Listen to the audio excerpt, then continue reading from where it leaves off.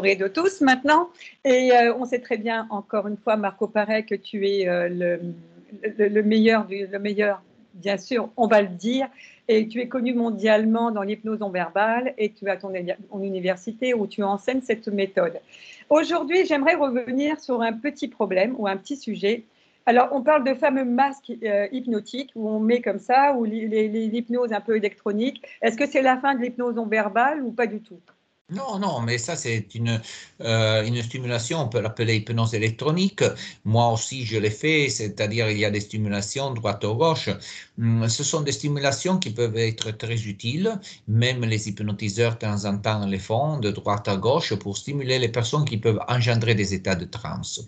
Il faut penser que les personnes rentrent, elles peuvent développer des différentes ondes cérébrales, mais il faut aussi comprendre que l'hypnose est aussi un état qu'on développe en confiance avec une autre personne. On n'arrive pas avec l'électronique à enlever l'esprit conscient, parce qu'en réalité, on peut rentrer dans des états un petit peu de transe, de méditation peut-être, mais pour les résultats vraiment hypnothérapeutiques, c'est toujours nécessaire de travailler avec une autre personne ou d'être soit formé, parce que ces choses sont très générales, même s'ils disent « Ah, ça c'est contre l'anxiété ». Oui, mais L'anxiété, chacun, le stress, le sommeil, ils en font un oui, peu la pub partout aujourd'hui. oui, chacun a son anxiété.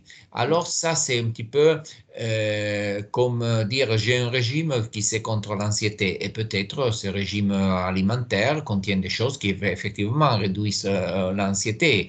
Ça, on ne le doute pas. Mais qu'on arrive à éliminer toute l'anxiété du monde seulement en mangeant différemment, ça, je ne le crois pas. Et la même chose, on n'arrivera jamais avec les casques parce que c'est un système général qui ne touche pas l'individualité de la personne. Et on ne peut pas le faire en touchant l'individualité parce qu'en réalité, il faudrait avoir, c'est pas possible, il faudrait avoir une machine qui lit l'intérieur de la personne, qui lit les pensées de la personne, qui lit les situations de la personne et en plus créer un contact humain. Maintenant, ça touche pas trop l'électronique. Ah, Peut-être donc, ouf, peut-être dans voilà. 500 ans, on y arrivera, mais maintenant, on n'est pas là.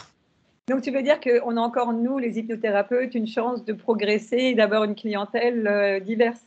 Oui, oui, même plus, parce qu'en réalité, toutes ces machines portent les personnes à ne pas se confronter avec soi-même et vont avoir plus de problèmes, pas moins de problèmes. Parce que pourquoi tu as l'anxiété? Tu ne vas pas te libérer vraiment de l'anxiété. C'est-à-dire, tu vas garder cette anxiété, cette situation et à ce point-là, tu vas tôt ou tard avoir besoin de l'hypnothérapeute parce que c'est la confrontation qui facilite la résolution. C'est pas le travail individuel, oui, si c'est conduit bien, alors c'est la même chose, on doit avoir quelqu'un qui te guide parce que c'est très facile aussi, même dans le travail individuel, et ça, toutes les personnes qui pratiquent des techniques de méditation, des techniques indiennes, qui travaillent pour l'éveil, le savent, on peut se perdre très facilement.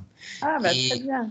et alors, bon, pour les hypnothérapeutes, il y a peut-être encore plus de travail que dans le passé.